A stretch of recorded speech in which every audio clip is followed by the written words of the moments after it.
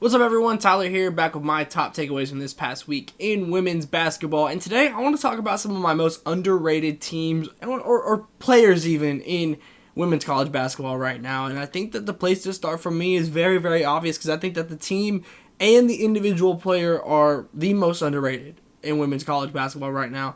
And that is Camille Pierre and Vandy. Vanderbilt is a team that I just can't comprehend that they're not getting votes for the AP poll and things of that nature. Like, it doesn't make sense. And what Camille Pierre is doing right now after dropping a massive 40-plus point game, she is, right now, a National Player of the Year candidate. 100%. She is the only player in the top 5 in points, rebounds, and steals. The only player. Let me read these stats. 22.1 points per game, 11.6 rebounds, 4 steals per game.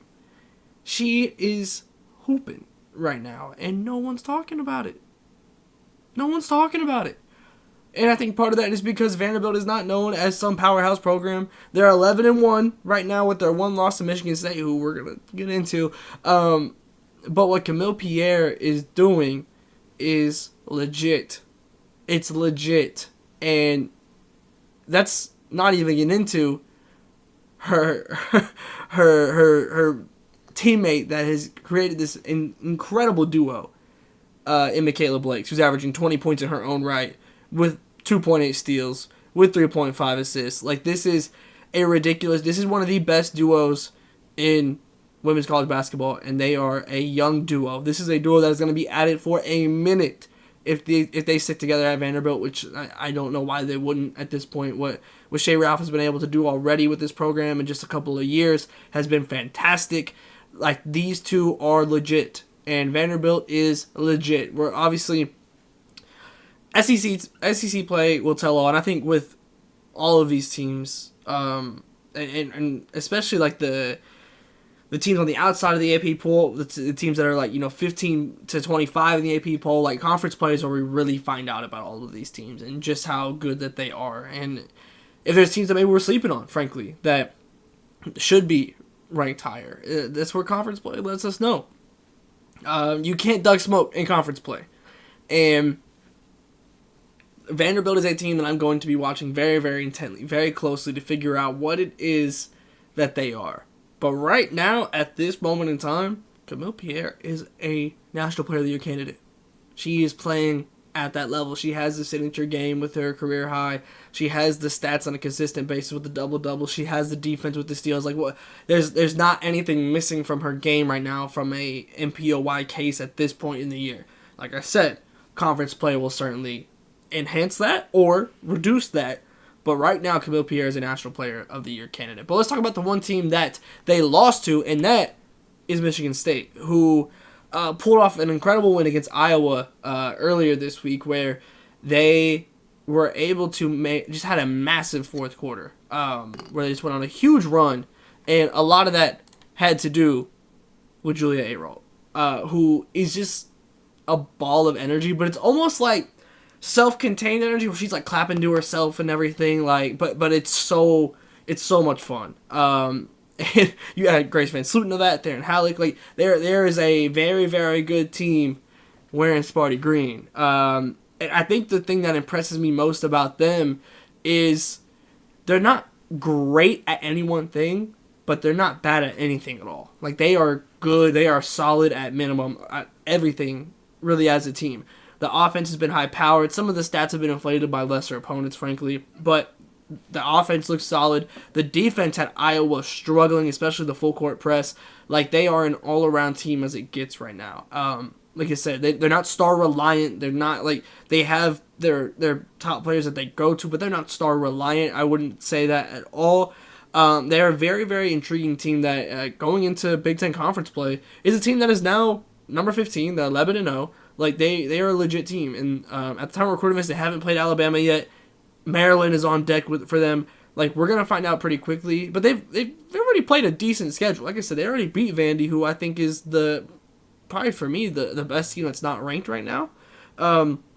So what Michigan State is doing is very intriguing, and they're gonna upset some people in Big Ten play. But the thing is, they might just keep winning to the point where it's not even upsets anymore. They might just be one of the top-ranked teams in the Big Ten. Obviously, USC, UCLA in there as well. Ohio State is in there as well.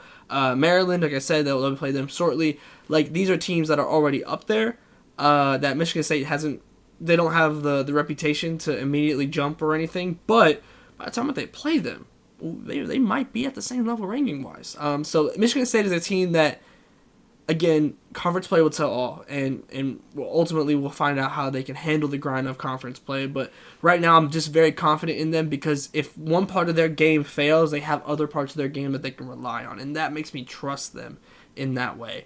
The last team that I want to talk about is a team that might be a little bit harder to trust just based on their style of play, but I also love what they're doing, and that is Tennessee. This is a team that will really, I feel like, we'll learn about in conference play, but Talijah Cooper has been fantastic for Tennessee. The style of play is run and gun. They are going to shoot the ball. And it's a very interesting way of playing that I don't know if we've had a team like between Tennessee with Kim Caldwell switching their style up and Oklahoma entering the SEC. I don't think we've really seen teams in the SEC conference play in this way. And even honestly less so now with Oklahoma because of Reagan Beers being implemented into their system. They're not as run and gun 3-point shooting as they have been in years past. They certainly still are, but not to the extent and to just how much that they used to be. But Tennessee, they'll shoot the ball.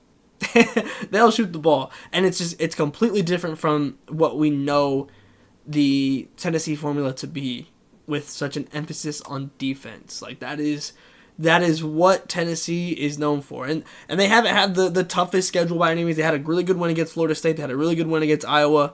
But yeah, we'll find out for sure in SEC play just how legit Tennessee is. But what Kim Caldwell is building at Tennessee is legit. And I'm very excited. I didn't know how fast we would see results on it, frankly. I thought it might take a year or two. But we're seeing some immediate results, at least at this point right now, with non-conference play. And there's a lot to be excited for Lady Vols basketball, which is not, like, it's been a bit hit or miss in, the past 5 years or so. When it comes to just how exciting Lady Vols basketball is. And if nothing else, they're playing exciting brand of basketball and they're winning it while playing that style so far. So conference play, Tennessee might be the team that could drop the furthest from conference play. But at the same time, it could be the team that rises the most and reintroduces themselves back to the top tier of SEC basketball with South Carolina, with LSU, and now with Texas as well entering the SEC. But those are the three teams that I've been super, super impressed by so far this season, and especially with some of the games this past week or so. But let me know, who is your most underrated team in college basketball right now, and I'll see you next time.